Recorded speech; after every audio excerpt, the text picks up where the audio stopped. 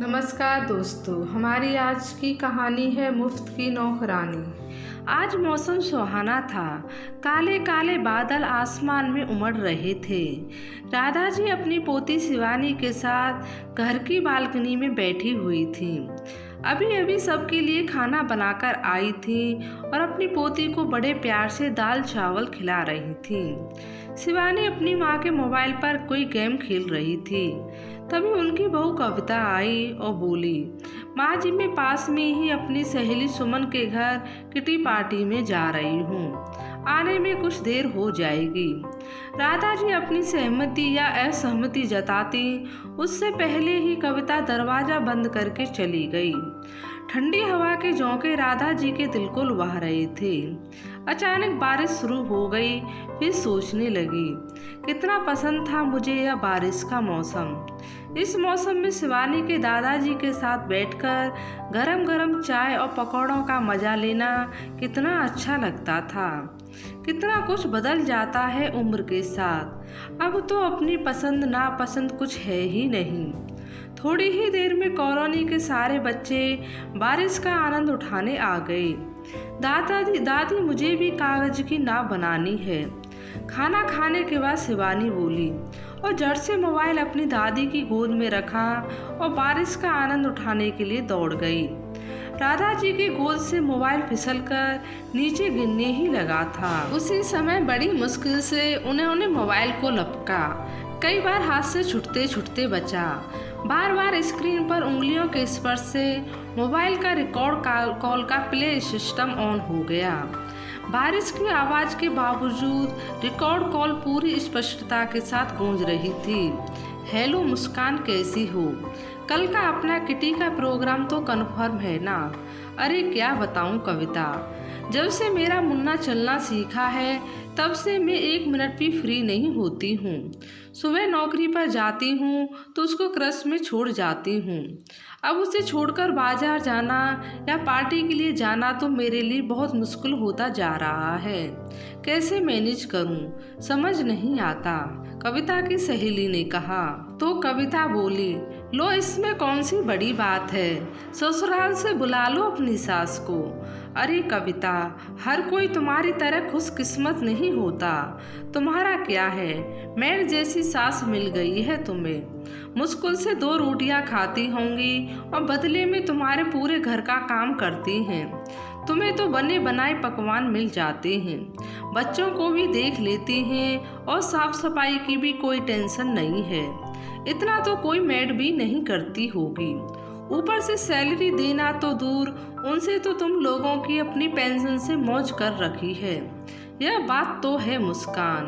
और जब माँ जी जेठ जी के घर चली जाती हैं तब तो मुझे भी बड़ी मुश्किल होती है सब कुछ मैनेज करने में। पसीने छूट जाते हैं। तो फिर तुम कैसे संभालती हो? सहेली ने पूछा। तो कविता बोली, उस दौरान तो मेड लगानी पड़ती है, एक साफ सफाई करने के लिए और दूसरा खाना बनाने के लिए। भला मुझे कहाँ होता है इतना काम, और बस सासू माँ के आने से पहले मेड की छुट्टी कर देती हूँ। 2 मेड का भी खर्चा भी बहुत होता है। आते ही सासू माँ को संभाल ही लेती हैं सारा काम। फिर खिलखिलाकर हंसते हुए बोली, मेरा बस चले तो कभी ऐसी फुल टाइम मेड यानी कि अपनी सास को जाने ही ना दूँ। पर दोनों भाइयों में यह तय हुआ है कि माँ की 6 महीने मेरे पास रहेंगी और 6 महीने जेठानी के पास। आखिर वहाँ भी तो काम वाली बाइयों की दिक्कत रहती है, इसलिए जेठानी का भी दिल नहीं करता सास को भेजने का। अच्छा, कल किटी पार्टी का प्रोग्राम कैंसिल नहीं होना चाहिए, बहुत मस्ती करेंगी। और फ़ोन रखती हूँ। रिकॉर्डिंग बंद हो चुकी थी। बारिश भी चारों तरफ शांति थी, लेकिन राधा जी के दिमाग में विचारों का तूफान उत्पात मचाने लगा था। अपने बारे में अपनी बहू के ऐसे विचार सुनकर वह अंदर तक आहत हो चुकी थी। उनकी आंखों से एकाएक आंसू झरने लगे। अभी 1 वर्ष पहले ही 65 वर्ष की उम्र में उनके पति का देहांत हुआ था। एक रात को हृदयघात आया और डॉक्टर के पास ले जाने से पहले ही दुनिया से चल बसे। सरकारी नौकरी में उच्च पद पर थे और सेवानिवृत्ति के बाद बहुत अच्छी पेंशन पा रहे थे और पति की मृत्यु के बाद राधा जी को बहुत अच्छी पेंशन मिल रही थी। 2 बेटे राकेश और सुरेश। छोटा बेटा राकेश दिल्ली में रहता था, जबकि बड़ा बेटा सुरेश की नौकरी चंडीगढ़ में थी। दोनों बहू स्कूल में नौकरी करती थीं। किसी चीज की कमी नहीं थी। पुरखों की खूब जमीन जायदाद थी। गांव में उनका बड़ा सा 2 मंजिला आलीशान मकान था। पिता के रिटायरमेंट के बाद बड़े बेटे सुरेश ने कहा, अपनी माँ बाबूजी से कहा, बाबूजी अब रिटायरमेंट के बाद आप गांव में बिल्कुल नहीं रहेंगे, आप मेरे साथ चंडीगढ़ में रहिए। तो छोटे बेटे ने कहा। बच्चों के ऐसे मनोहार से माँ फूली नहीं समा रही थी। फिर पतिदेव समझाते हुए कहने लगे, नहीं बेटा, जब तक हम दोनों की जोड़ी सलामत है हमें यहीं रहने दो गांव में। इस गांव के हर एक आदमी के साथ अपनापन महसूस होता है, सभी लोग अपने लगते हैं। अजनबी शहर में अजनबी लोगों के बीच ना जाने कुछ अच्छा लगेगा या नहीं। हम दोनों में से कोई एक भगवान को प्यारा हो गया तो तुम दूसरे को ले जाना। अपनी पति की इन बातों पर कितना गुस्सा करती थी मैं उन पर। हमेशा यही कहते थे कि श्रीमती जी, इस दुनिया को छोड़कर पहले तो मैं ही जाऊंगा और यही ठीक है। एक औरत बिना पति के घर में अपनी जगह बना लेती है, लेकिन पत्नी के बिना पति का कोई महत्व नहीं होता। विधवा औरत की तो घरेलू उपयोगिता होती है, सभी कामों में मदद कर देती है, पोती पोतियों को संभाल लेती है, सहनशील भी होती है, क्योंकि पत्नी के बिना बूढ़ा पति घर वालों पर बोझ हो जाता है। सास तो बहू के बोझ को कम करती है, जबकि ससुर बढ़ाता है। कितना अनुभव था उन्हें दुनियादारी का। अतीत के पन्ने पलटते पलटते राधा जी की आंखें भर आईं। बारिश कब की खत्म हो चुकी थी, आसमान के बादल छट चुके थे, राधा जी पर सूरज की तेज गिन्नी पड़ रही थी, लेकिन आज भी इतनी आहत हो चुकी थी कि उन्हें इस बात का ख्याल ही नहीं था। दादी, क्या हुआ? आप रो क्यों रही हो? नन्ही शिवानी अपने छोटे छोटे गोल मटोल हाथों से अपनी दादी के आंसू साफ करने लगी और उन्हें अंदर कमरे में ले गई। अंदर आए अभी 2 मिनट ही हुए थे कि डोरबेल बजी। खोलकर देखा तो पड़ोस में ही रहने वाली सुनैना जी थी, जिनके साथ राधा जी कभी कभार मंदिर चली जाया करती थी। यहाँ आने के बाद राधा जी की सुनैना जी के साथ काफी जान पहचान हो गई थी। वे दोनों हम उम्र थी और सहेलियों की तरह एक दूसरे के साथ दुख सुख बांटती थी। सुनैना जी की कोई औलाद नहीं थी और पति का देहांत 10 वर्ष पूर्व ही हो चुका था, इसलिए वो अकेली ही रहती थी। अपना अकेलापन दूर करने के लिए कभी कभार राधा जी के पास बात करने आ जाया करती थी। अरे राधा बहन, तुम चल रही हो ना? अपनी बांके बिहारी मंदिर से 10 दिनों के लिए वृंदावन की तीर्थ यात्रा जा रही है। सत्संग मंडली की सभी औरतें जाने की तैयारी में हैं। सुनैना जी की बात सुनकर राधा जी की आंखों में चमक आ गई। सोचने लगी, दिल तो बहुत है, जाने का सारी उम्र हो गई है, जिम्मेदारियां संभालते संभालते। अगर अब जाने का मौका मिल रहा है तो हर्ज ही क्या है। ठीक है बहन जी, मैं अपने बच्चों से बात करके बताऊंगी, राधा जी ने कहा और अपनी सहेली के लिए चाय बनाकर ले आईं। चाय पीते पीते लेकर अपना हालचाल बताकर सुनैना जी चली गईं। अपनी सहेली से बात करके राधा जी को अच्छा महसूस हो रहा था। सुनैना जी अभी गेट से बाहर निकल ही रही थी कि राधा जी की बहू कविता पहुंच गई और सुनैना जी को तिरछी निगाहों से देखती हुई ऊपर चली गई। कविता को सुनैना जी से कुछ खास पसंद नहीं थी, क्योंकि उसके विचार में सुनैना जी के पास तो कोई काम धंधा था नहीं। ऊपर से वह उसकी सास को भी बातों में लगा देती थी और सारा काम ज्यों का त्यों रह जाता था। कविता के घर पहुंचने के साथ ही उसका पति राकेश भी ऑफिस से घर लौट आया। जब राकेश फ्रेश होकर आया तो राधा जी ने अपने बेटे से कहा, बेटा, हमारी सत्संग मंडली की सभी औरतें 10 दिन की वृंदावन की यात्रा पर जा रही हैं। पड़ोस में रहने वाली सुनैना जी ने बताया तो मेरा भी दिल किया कि मैं भी वृंदावन की यात्रा के लिए जाऊं। माँ, यह क्या बात हुई? अगर 10 दिन के लिए आप चली जाओगी तो हम पीछे कैसे मैनेज करेंगे। इतनी बात सुनते ही कविता भड़क उठी। मैं जानती थी यह सुनैना आंटी को और कोई काम तो है नहीं, बस फ्री होकर चल पड़ती हैं दूसरों के घरों में। मुझे तो यह नहीं समझ आता, उन्हें खुद कहीं जाना है तो जाएं, हमारा क्यों काम बिगाड़ने आ जाती हैं। तभी राकेश बोला, बिल्कुल ठीक कह रही है कविता, अपनी मंडली की सहेलियों से थोड़ा दूर ही रहा कीजिए, और वैसे भी अब घूमने फिरने की उम्र नहीं है। आपके भजन कीर्तन तो घर बैठकर भी कर सकती हो। बेटे के मुंह से ऐसे अपमानजनक बातें सुनकर राधा जी का दिल चित्कार उठा, लेकिन मुंह से कुछ बोल ना पाई। वह जरूर अपने बेटे बहू की तरफ देखती रह गई। तभी शिवानी की आवाज आई, दादी भूख लगी है, खाना दो ना। अपनी पोती की बात सुनकर राधा जी रसोई में जाने लगी तो कविता बोली, माँ मेरा खाना मत बनाइएगा। ऐसा कहते हुए वो सोने चली गई। राधा जी ने दुखी दिल से जैसे तैसे खाना बनाकर अपने बेटे और पोती को खिलाया, लेकिन वह स्वयं बिना खाए पिए ही सो गई और अगले दिन सुबह फिर से यंत्र वंत्र काम करने में जुट गई। बेटा और बहू दोनों अपने अपने काम को निकल गए। बहू के वापसी समय शाम को 4 बजे तक होता था। तब तक शिवानी वो पूरा घर राधा जी के हवाले होता था। रसोई में आकर देखा तो बर्तनों का ढेर ज्यों का त्यों धरा था। मैं भी कितनी मूर्ख थी, कल तक मैं खुद को ही इस घर की मालकिन समझ रही थी, लेकिन मैं तो बस एक नौकरानी थी। जिस घर पर घर के मालिकों को इतना विश्वास था कि बिना ताला लगे ही निकल जाती थी। 5 दिन बीत गए थे और राधा जी ने मंदिर जाना छोड़ दिया था। घर का काम तो वो अब भी कर रही थी, लेकिन बिना मन से।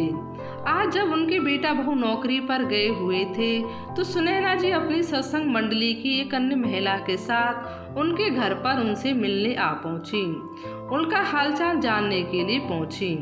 आज 10 दिनों से राधा जी अपनी किसी सहेली से मिली नहीं थी, तो इतने दिनों बाद अपनी हम उम्र सहेलियों के साथ बैठकर 2 घंटे बीत गए, उन्हें पता ही नहीं चला। कविता भी अपनी नौकरी से आ गई थी। घर पहुंचकर देखा तो ना तो खाना तैयार था और ना ही घर की साफ सफाई हुई थी। बस इतना देखने की देर थी कि बहू तो उनकी सहेलियों के सामने ही अपनी सास पर बरस पड़ी। माँ जी यह क्या हालत बना रखी है घर की, आपको इतना भी नहीं पता था कि घर का काम पड़ा है। रसोई में बर्तन पड़े हैं, ना तो खाना तैयार है और ना ही आपने कपड़े धोने डाले हैं। अपनी बहू की इतनी बात सुनकर राधा जी हैरान रह गईं।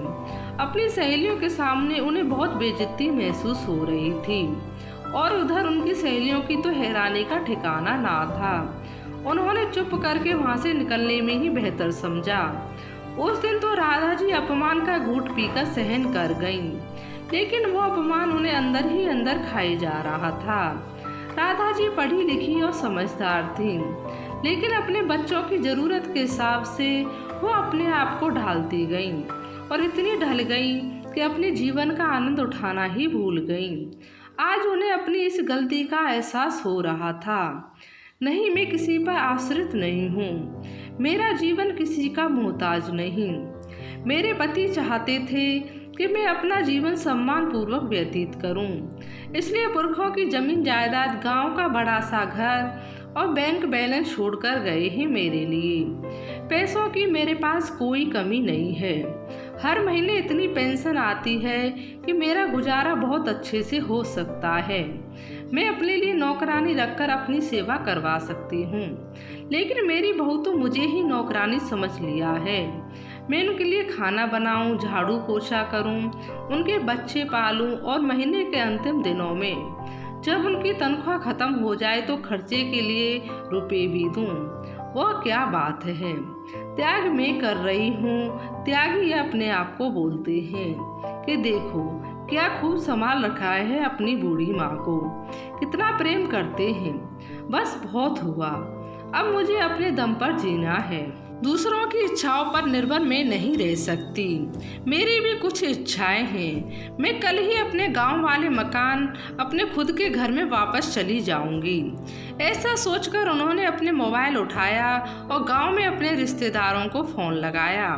लेकिन फ़ोन पर उन्हें जो कुछ सुनने को मिला, उनके हाथ पांव ठंडे पड़ने लगे।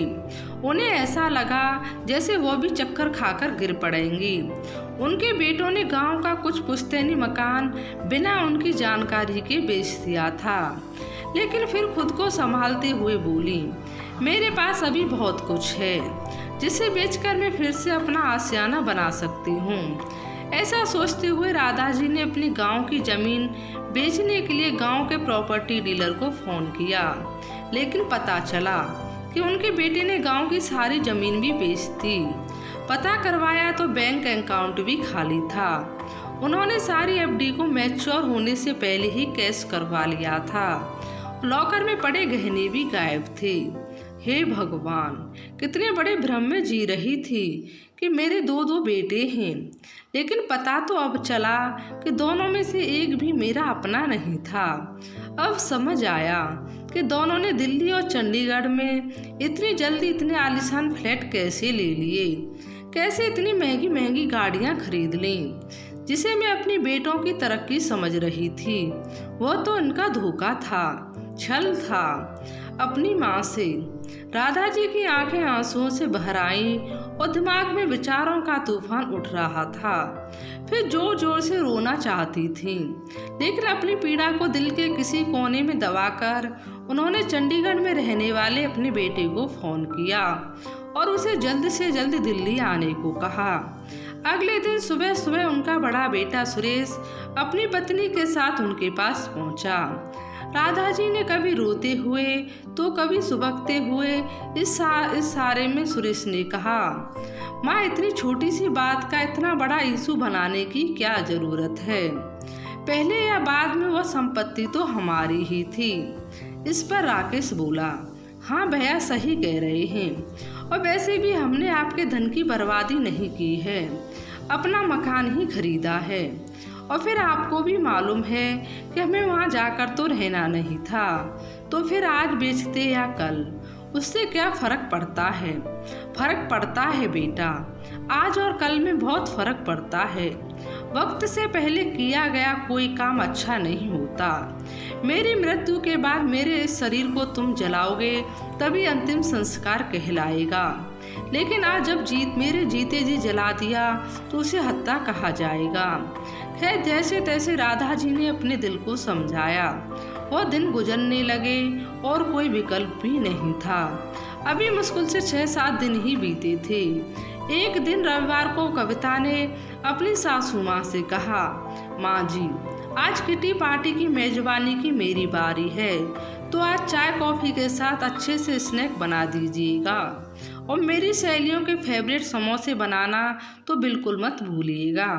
इतना कहकर कविता अपने पति के साथ बाजार के लिए निकल गई। रसोई में सब्जी बनाते हुए राधा जी विचारों के भंवर में डूबती जा रही थीं। उनके दिमाग घंटों तक उधेड़ बुन में लगा रहा। यह तो प्रतियोगिता है मेरी इस घर में, दिन भर काम करो, बच्चे पालो, फिर भी घर में नौकरानी की हैसियत से रहो। लेकिन अब बहुत हो चुका। अब समय आ गया है यह बताने का कि मैं उसकी सास हूँ, कोई मुफ्त की नौकरानी नहीं। दोपहर बाद जब कविता घर वापस लौटी तो देखा सासू माँ नई साड़ी पहनकर तैयार खड़ी थी। मन में सोचा, मेरी सहेलियाँ आएंगी, शायद उन्हें दिखाने के लिए ही सासू माँ ने बढ़िया साड़ी पहनी है। अच्छा है, सोचती हुई किचन में पार्टी की तैयारी का जायजा लेने निकल गई। लेकिन यह क्या, किचन में तो खाना तैयार ही नहीं था। तेज कदमों से चलकर अपनी सासू माँ के पास आई। माँ जी, यह क्या, आपने तो कुछ बनाया ही नहीं। मेरी सहेलियाँ भी आती होंगी, घर बैठकर क्या कर रही थी आप? बहू, तुम शायद भूल रही हो कि मेरी भी अपनी कोई जिंदगी है। मुझे सत्संग जाने के लिए देर हो रही है, मैं चलती हूँ। आप ऐसा कैसे कर सकती हैं मेरे साथ? अगर आप एक दिन सत्संग नहीं जाएंगे तो आसमान नहीं टूट पड़ेगा। कविता चिल्लाने लगी। तो राधा जी ने कहा, बहुत तमीज से बात करो, मैं तुम्हारी सास हूँ, तनख्वाह लेकर काम करने वाली कोई नौकरानी नहीं। इस समय राकेश अपनी गाड़ी पार्क करके घर में घुसा तो अपनी माँ के मुंह से यह बात सुनकर गुस्से में आ गया। माँ, आप यह कैसी बातें कर रही हैं कविता के साथ? अच्छा, मेरी बात तुम्हें आज इतनी बुरी लगी, लेकिन जो तुमने मेरे साथ किया है उसका क्या? और बहू जिस तरह से मेरे साथ बात करती है उसमें तुम्हें कुछ गलत नहीं लगता? बहू की सहेलियां आ जाएं तो मैं चाय नाश्ता बनाऊं आए दिन, कहीं ना कहीं घूमने निकल जाते हैं तो घर की चौकीदारी करूं। काम वाली बाई और मुझ में तो कोई फर्क ही नहीं छोड़ा तुम लोगों ने। बाई भी यही सब कुछ करती है जो मुझे करवाया जाता है, लेकिन एक फ़र्क है, बाई तो तनख्वाह लेती है और उसकी माँ जी ना कहकर नाम से बुलाते हो तुम लोग, उसके 100 नखरे भी सहन करते हो, लेकिन मैं माँ हूँ ना, मेरी इच्छा तुम्हारे लिए कोई मायने रखती है। 60 वर्ष की उम्र में बीमारियों से अछूती तो मैं भी नहीं हूँ, लेकिन ना जाने क्यों किसी को महसूस नहीं होता कि बुढ़िया भी कभी थकती होगी। मेरे हाथ पांव चलते हैं इसलिए मुझे रखे हुए हो तुम लोग। लाचार होते तो कब से ओल्ड एज होम भेज देते मुझे बेटा। इंसान बूढ़ा हो जाता है तो क्या, उसकी कोई ख्वाहिश ही नहीं रह जाती। हमने ऐसा कब कहा माँ? सुरेश बोला, अपनी उम्र का तो लिहाज करो। तुम्हारे इस एक वाक्य ने मेरी जिंदगी के मायने ही खत्म कर दिए। आए दिन तुम लोग रेस्टोरेंट में खाना खाने जाते हो, बहू अपनी सहेलियों के साथ शॉपिंग पर जाती है, किटी पार्टी में जाती है। दिल तो मेरा भी करता है ना आधुनिक जीवन जीने का, लेकिन केवल तुम्हारे इस एक वाक्य के डर से मैंने अपने जीवन को केवल घर तक सीमित कर दिया। क्या आधुनिक जीवन जीने के लिए मुझे फिर से जन्म लेना होगा?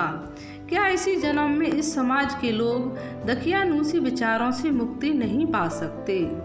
यह तो कोई इस उम्र में बन ठन कर बाहर घूमे तो युवा पीढ़ी व्यंग करते हुए कहती है, बूढ़ी घोड़ी लाल लगाम। क्यों समाज के लोग बुढ़ापे के चरित्र में गर्मा ढूंढते हैं? क्या चाहती है आज की युवा पीढ़ी? क्या वृद्धावस्था में हम विषाद से गिरे हैं, अपनी बीमारियों का, अपने दुखों का रोना रोते रहें? क्या बुढ़ापे में प्रशंसा के साथ नहीं जिया जा सकता? क्या अपने शौक पूरे नहीं किए जा सकते? फिर ऐसी बीमार मानसिकता क्यों? मैंने तय कर लिया है, आज के बाद मैं अपनी जिंदगी अपने तरीके से जीऊंगी। मेरी जितनी भी पेंशन आएगी उसका उपयोग सिर्फ मैं करूंगी, अपना खर्चा तुम देखो। और यह तुम्हारी मेरी पेंशन में से 1 पैसा भी लिया तो याद रखना, मेरी संपत्ति हथियाने के इल्जाम में तुम पर पुलिस केस भी कर सकती हूँ। माँ, आपको हो क्या गया है? आप यह कैसी बातें कर रही हैं? कविता बोली। तो राधा जी ने कहा, बहू मैं बिल्कुल ठीक हूँ, और असल में तो आज ही मेरा दिमाग ठिकाने पर आया है। कल मुझे 10 दिन के लिए अपनी वृंदावन यात्रा पर जाना है, तुम अपना इंतजाम खुद देख लेना। लेकिन माँ जी, आप ऐसा कैसे कर सकती हैं? एक परिवार में रहते हुए परिवार के सदस्य तो एक दूसरे के काम आते हैं, कविता ने कहा। तो राधा जी बोली, लेकिन बहू तुमने मुझे परिवार का सदस्य माना कहाँ? मैं तो तुम्हारे लिए फुल टाइम मेड हूँ। माँ, आपसे किसने कहा? राकेश हैरान होते हुए बोला। यकीन नहीं होता तो पूछो अपनी पत्नी से, नहीं तो बहू के मोबाइल में इसी महीने की 14 तारीख की कॉल रिकॉर्डिंग सुन लो, सब कुछ स्पष्ट हो जाएगा। इतनी बात सुनते ही कविता के पसीने छूटने लगे, शर्मिंदगी से उसकी नज़र नीचे झुक गई। मैं चलती हूँ, मुझे सत्संग के लिए देर हो रही है, कहते हुए राधा जी अपनी सहेलियों के साथ मंदिर जाने के लिए निकल गईं।